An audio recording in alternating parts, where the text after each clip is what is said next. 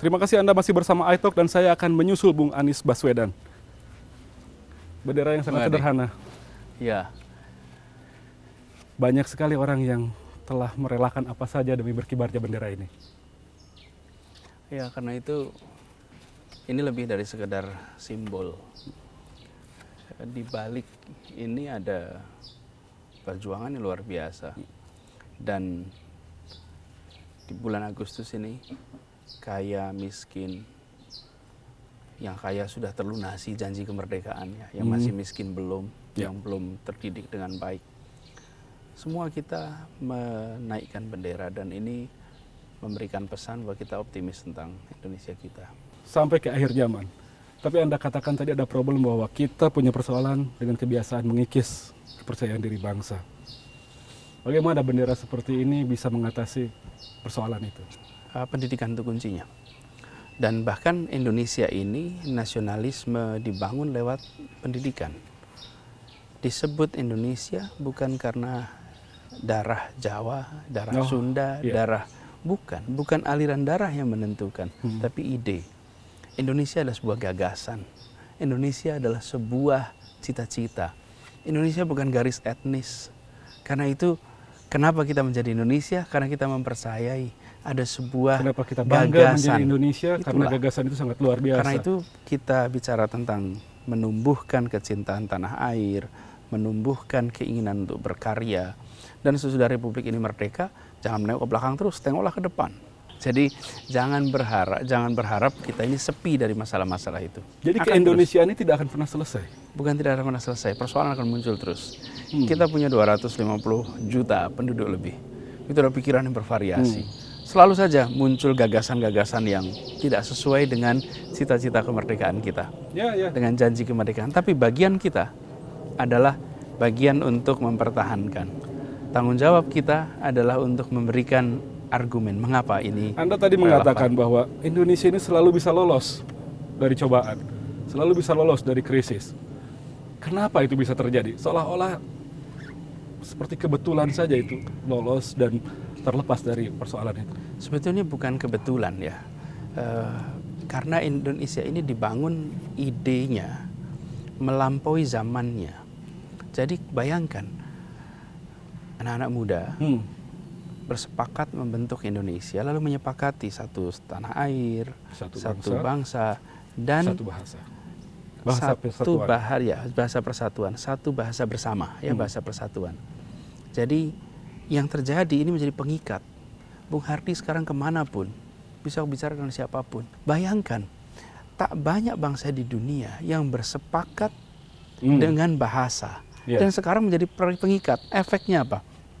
Keindonesiaan yang kita bangun itu berdasarkan gagasan ide.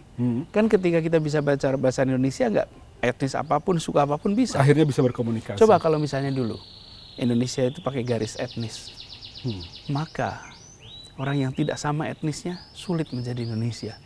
Dan kita lihat terjadi di negara-negara lain. Oh ya, negara lain itu kesulitan. Dan kemudian terpecah juga menjadi negara-negara etnis juga. Persis. Itulah sebabnya kenapa kita ini lihat, itu satu faktor. Kemudian yang kedua, tantangan ke depan harus dibereskan.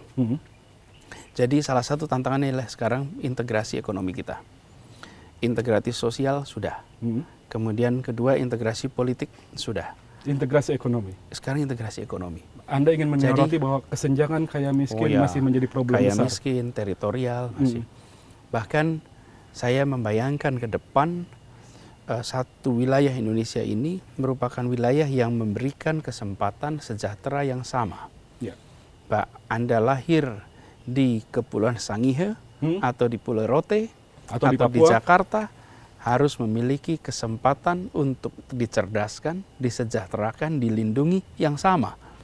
Hari ini belum. Dan mimpi yang masih sangat panjang. Dan itu PR kita. Justru inilah mindsetnya yang harus kita tumbuhkan. Ini tantangan yang akan selalu muncul. Kemarin tantangannya membangun jaring sosial. Anda hanya mengatakan bahwa kita punya daya lentur, sungguh liat. Tapi apa yang membentuk itu? Gagasan itukah benar-benar yang sudah merasuk ke dalam warga negara Indonesia sehingga mau seperti itu? Atau apa gitu? Sehingga kita bisa optimistis, ini akan tetap bertahan selamanya.